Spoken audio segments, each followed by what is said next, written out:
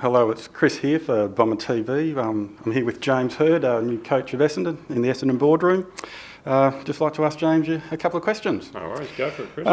First of all, I guess I'm interested in hearing about some of the new recruits that are on board. I guess in particular, your thoughts on, say, Joe Danaher, how he's progressing at the moment.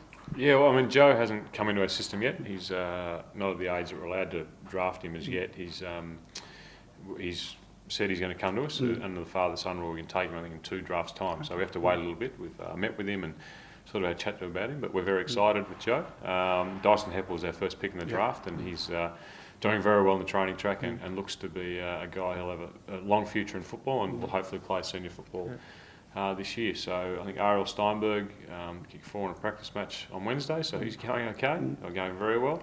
I think Lukey Davis, Alex Brown was next, and he played very well as well in the practice match. Luke Davis did as well, and Rossi. So Rossi's just come back from a hip injury, and he had some hip surgery before Christmas, and it's looking good out in the track. So they're good, and then.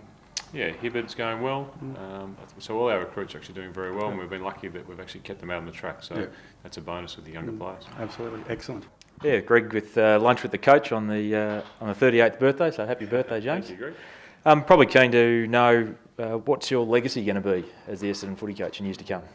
Oh, you'd hope that, other than winning premierships, that's always what every coach strives for. But you'd hope that your influence on the club is that you've made a change in terms of the way it's run and professionalism, and you've brought a level of performance standard that you can be very proud of. And I think that goes across not just the games, but everything the players do, the coaches do, and we're very much about setting a standard of performance that is of the elite level.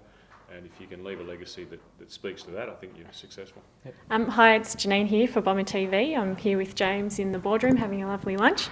James, I was interested to hear, obviously you've got a young family and obviously a very hectic job. How do you balance the demands of an AFL coach with family? I think whenever you've got 4 children, it's busy no matter what you do. So even if we stayed at home and did nothing, it'd be flat out. So I think my wife and my motto is we just do whatever we can and work as hard as we can and put as much time into the children as we can. We've got 4 great kids and a great family environment, but a job like this also takes a lot of time. So you just you work to putting as much time into both as you can and try and get a balance. We don't plan ahead too much, but we make sure that the kids get enough time and we get enough time for each other. Great, thank you. Hi, I'm Chris and I'm with James Hird at Bomber headquarters today. James, on your very first game you had, how did you feel running out on the field with all the family expectations? Oh, very nervous, Christine. I think whenever you achieve your dream, which most kids who play AFL football, their dream is to play one game of AFL football. It's overbearing and it's an amazing feeling, but it is very nerve-wracking. And you really don't feel like I really didn't feel like I belonged on that ground for my first 5 or 6 games because it just was a totally surreal experience. Hi, I'm Max from on BomberTV here at Windy Hill, just hoping to interview James Hird here. So what advice could you give me about learning to play well enough to be picked in a draft? I think as a young kid who wants to learn to play AFL football, you've got to really love the game. If you really love the game, that helps because it means you'll go out and practice and listen and learn whenever you can. If you've got your coaches at local level, you should listen to what they're telling you about how to play.